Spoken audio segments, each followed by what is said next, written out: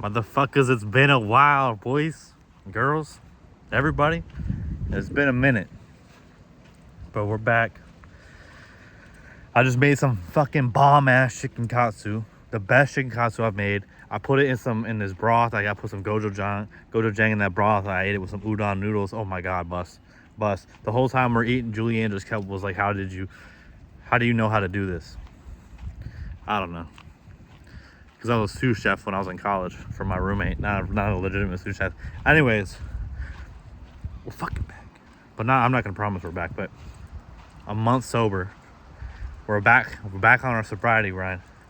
And I'm not really even counting. It's not even like that. But I'm just letting you know what it's been going on the last month since I've been gone.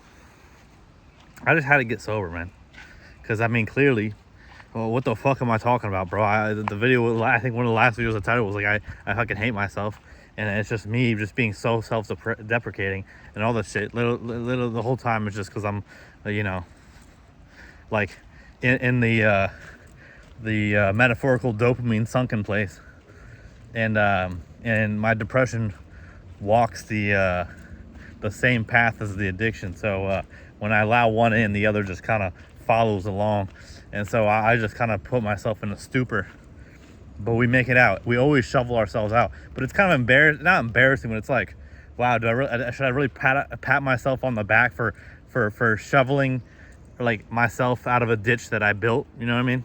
Anyways, so that was happening, and obviously my health was declining bad. I had an endoscopy done. My chest I was having uncontrollable chest, like I went to the ER because I thought I was having a heart attack.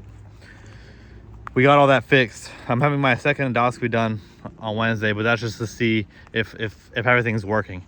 And the medications, it never really has to do with it. I mean, the medications help. Don't worry about it. But really, it was more lifestyle changes than me getting sober again. Because my reflux was so bad. And I developed I have a hernia on my lower esophageal sphincter. Essentially, I have a prolapsed stomach.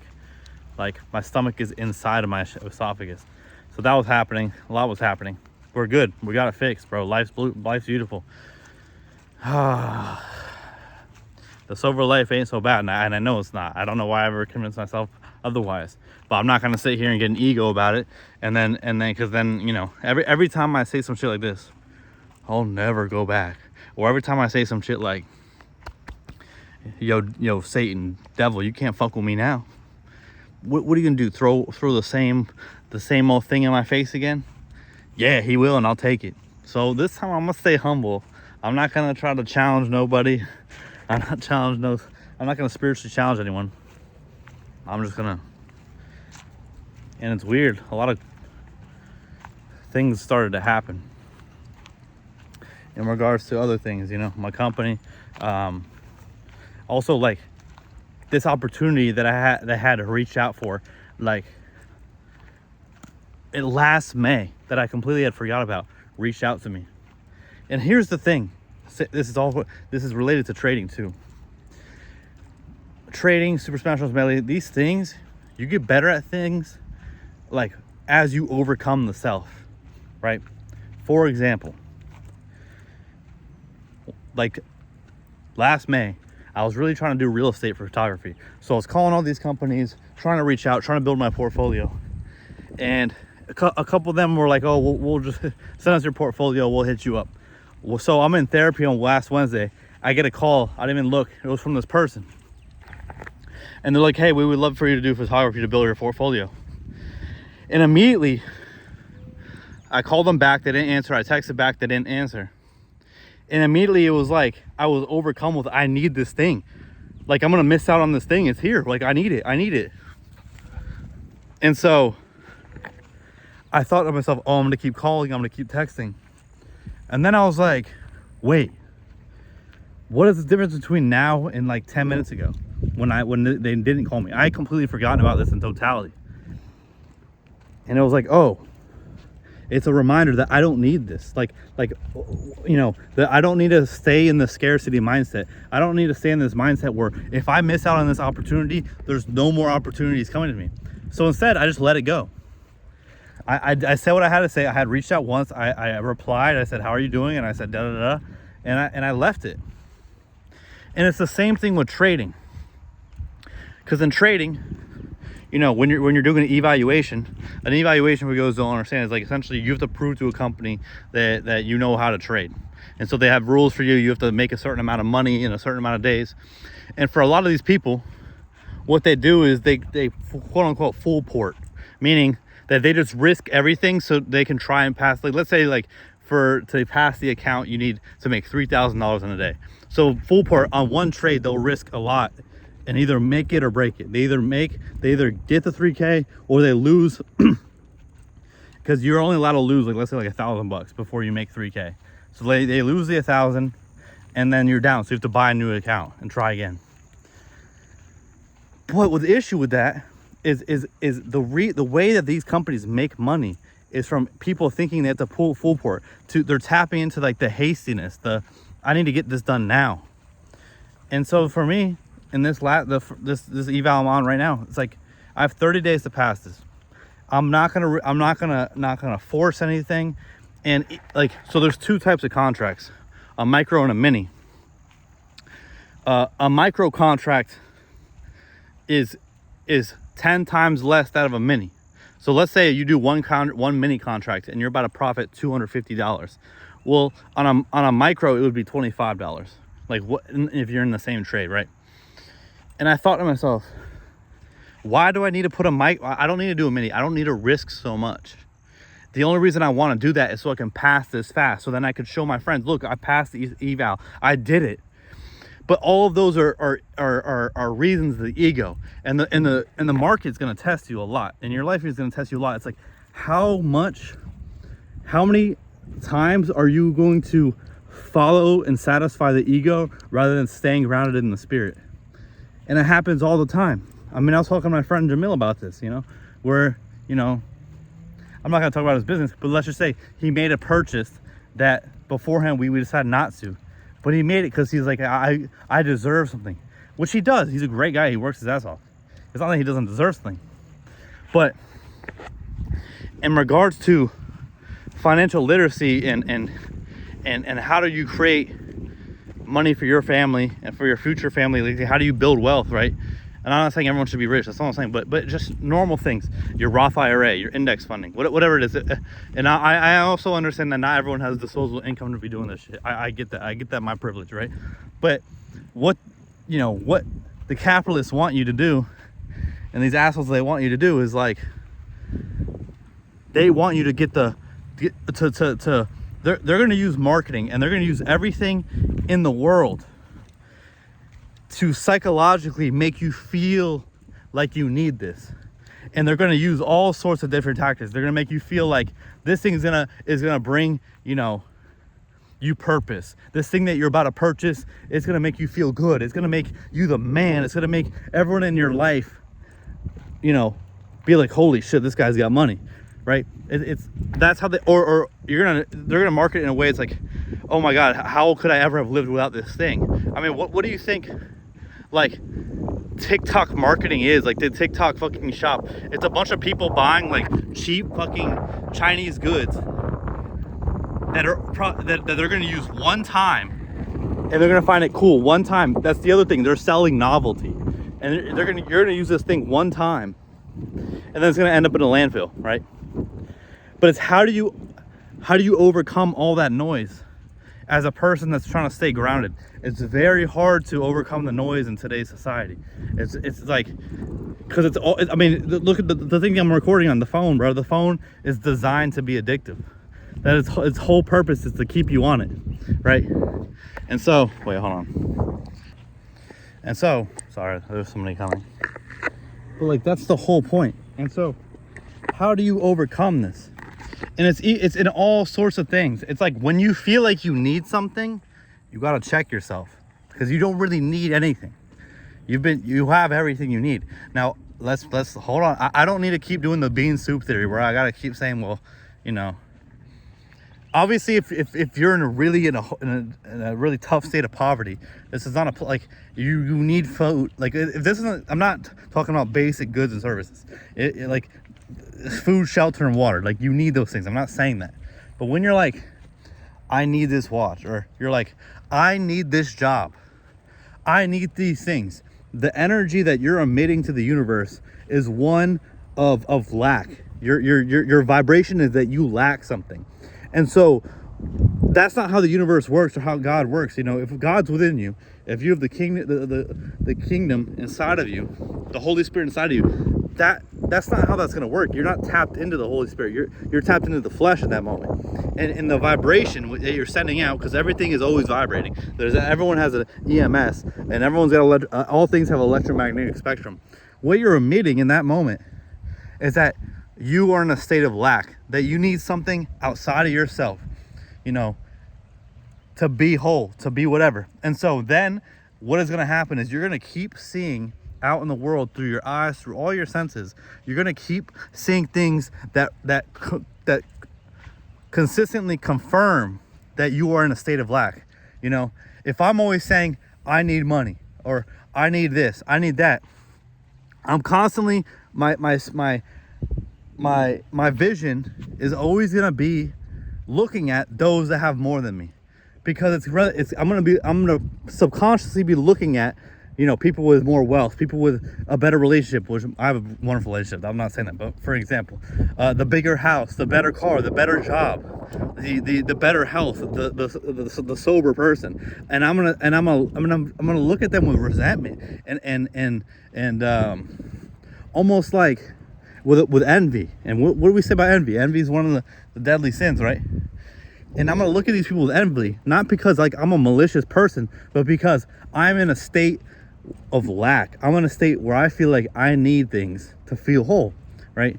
But that's so different than the person that says, I am loved. And those may seem like cheesy, you know, those may seem like cheesy affirmations, but they're not. What you're telling the trillions of cells in your body is that I am whole, I am enough, I am worthy of love, I am X, I am Z, right? And as your subconscious becomes programmed, you're going to be in one of the most profound vibrations we can have as spiritual beings is the vibration of gratitude. Because then all of a sudden you've moved.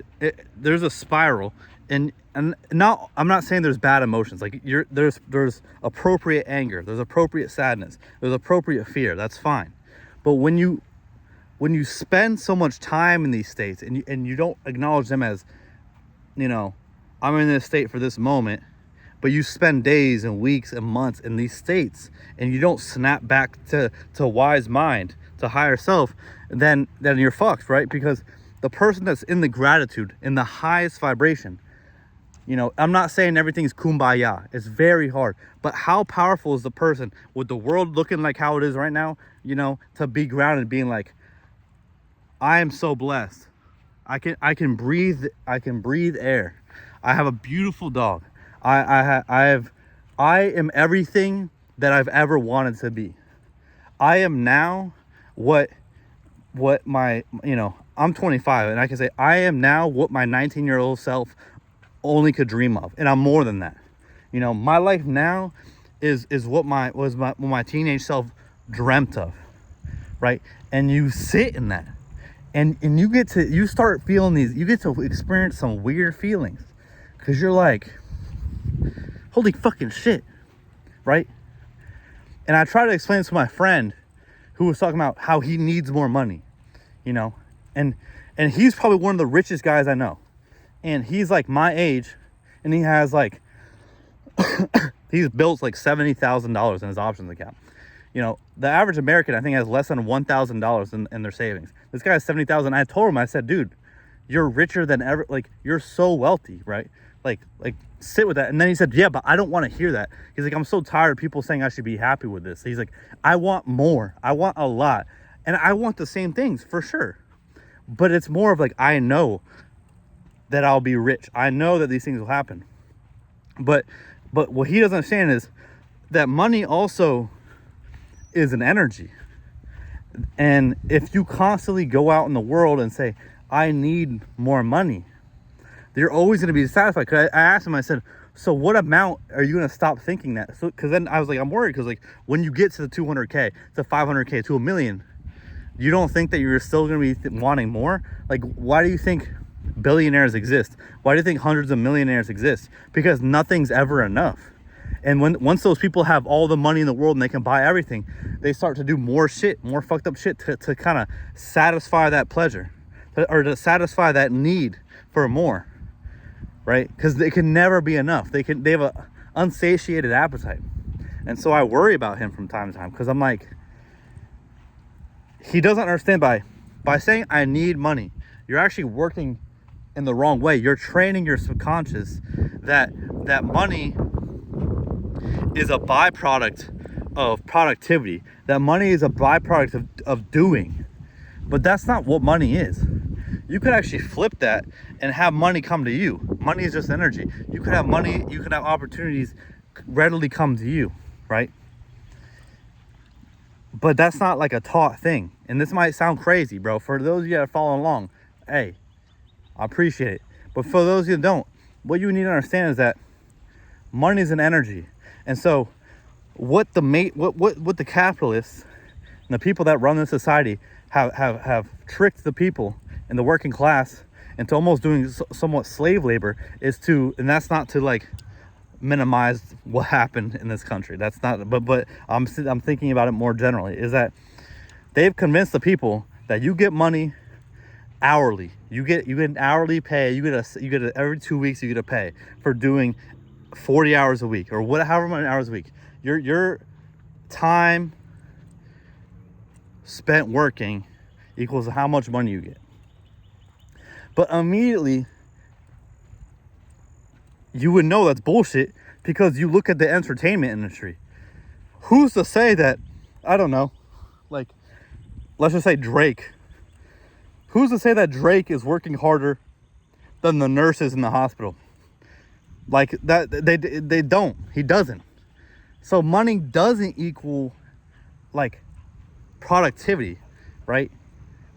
Money is just this thing that comes out of opportunity, and a lot of times for creatives, they understand that money comes as also a byproduct of creativity. And that's why a lot of my generation's fucked up, because they're like, what high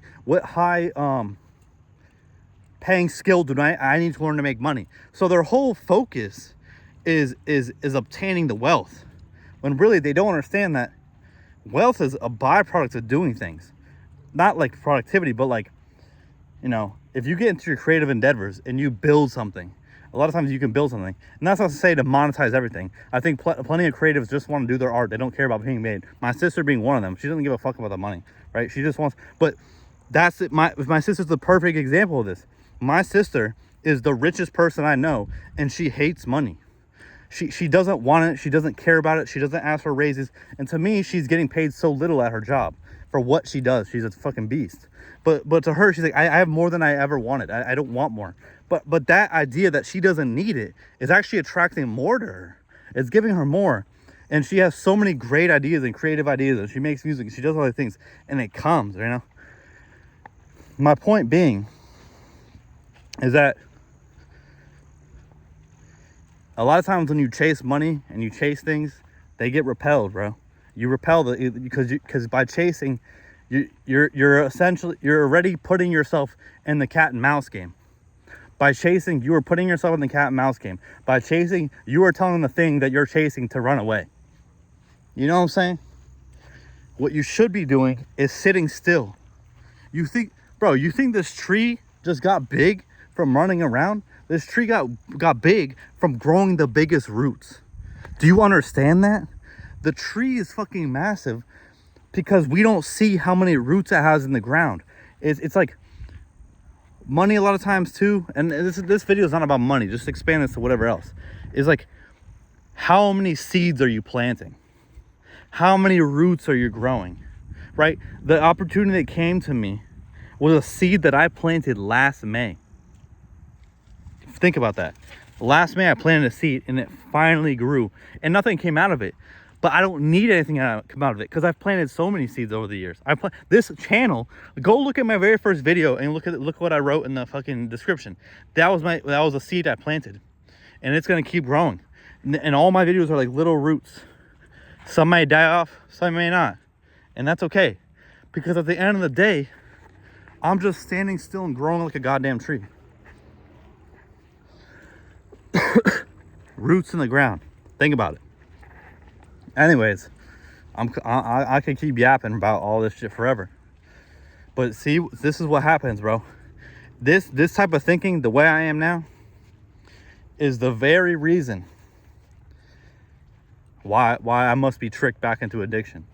Like I this is gonna be crazy to say, but I think a lot of times I'm too powerful for my own good, and my understanding of how things work is just too much, where I inadvertently like subdue myself into addiction so I could just stop thinking about all this, so that I could pretend, you know, because I could just like sit around and do nothing and be okay with it. You know, it's about being okay with it, because if I sit around and do nothing now, I feel terrible about it, because it's like I have all the power in the world to be doing stuff, right? Even this, like, I didn't post for a month because I was trying to recover myself and try to get my shit right. But it's like, it's also overcoming the self, where I have all of these subconscious limiting beliefs of the why me. And I'm now starting to, you know, I'm always beginning to, in the last 5 years, beginning to think, why not me?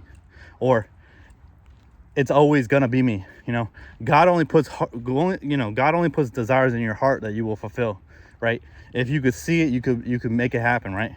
Those desires are only in your heart because you can do them, right? I've never once desired to be an astronaut because I can't be an astronaut. I've never once desired to be one, but I've desired to be the best in Melee, and I will be on that stage. I've desired to have a YouTube channel, and here I have one. I am everything I've ever wanted, right? I desired to build a company, and I'm building one. I desired, you know, to have a beautiful wife, and I have a fiance now. I desired to have a dog, and here she is, right? Like, these things were put on my heart so I can make them happen. Come on, Bob.